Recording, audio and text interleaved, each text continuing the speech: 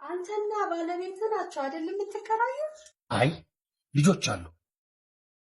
ልጅ በጣም እወዳለሁ። 2 ናቸው አይደል? አይ ማዘር 8 ናቸው።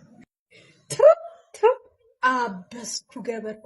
8 ልጅ ከለውጡ በኋላ ነው ከለውጡ በፊት የወለድካቸው? ምን ነው ችግር አለ እንዴ በልጆቼ? እንዴት በዚህ ኑሮ ውድነት 8 ልጅ ወለድክ ብዬ ነው። ልጅ እኮ የፈጣሪ ስጦታ ነው። ያው እንዳጋጣሚ ደብል ማለቴ መንታ እንደዛ ስለወለድን ነው። ግን ሀብታም ነጋዴ ነህ ማለት ነው?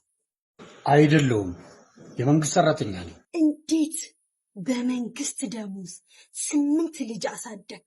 እችንማ መጫጣናት ሙስና ትበላለህ ማለት ነው። ማን አድርሶን? ያው መቼም ልጅ ራሱን ጸጋ ይዞ ይመጣል ይባል አይደል?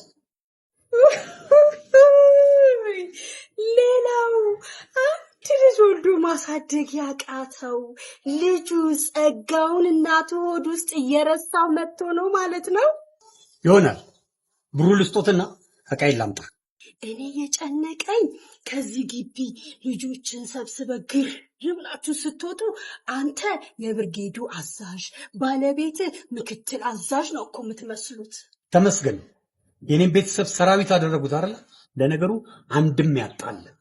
እኔ ይህን ላየ ሰው አንድ ሙሉ ብርጌድ ከመንግስት ደብቃ በግቢዋ እያኖረች ነው ተብዬ ወይኒ ልግባ። በዚህ እድሜ አንተስ አላሳዝንህም? ጥሩ ይቀልዳሉ። አሁን ያከራዩኛል አያከራዩኛል? ትከራያለህ እኮ ግን እዚህ ግቢ አይሆን።